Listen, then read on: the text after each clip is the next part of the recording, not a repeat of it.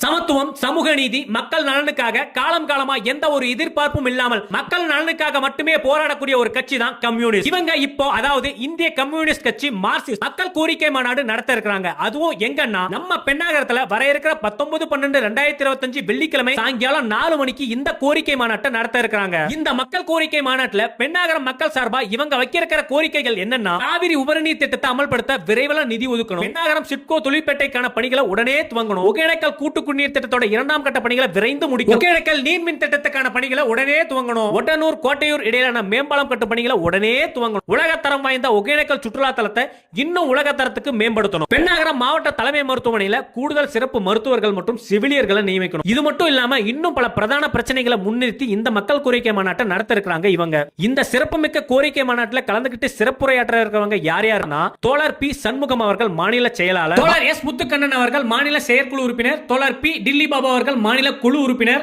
தோழர் பி இளம்பரிதி அவர்கள் மூத்த தலைவர், தோழர் ஆ குமார் அவர்கள் மாநில குழு உறுப்பினர், மாவட்ட செயலாளர் தோழர் சிசுபாலன் அவர்கள், வி மாதன் மாவட்ட செயற்குழு உறுப்பினர் அவர்கள், இவங்களோட மாவட்ட குழு உறுப்பினர்களான வி ரவி, கே அன்பு, எஸ் வளர்மதி அவர்கள். இந்த சிறப்புமிக்க மாநாட்டுக்கு மக்களையும் கட்சி தோழர்களையும் வரவேற்கிறது தோழர் ஆ ஜீவானந்தம் அவர்கள் ஒன்றிய செயலாளர் மற்றும் பெண்ணாகரம் மேற்கு ஒன்றிய குழு. நன்றி, வணக்கம்.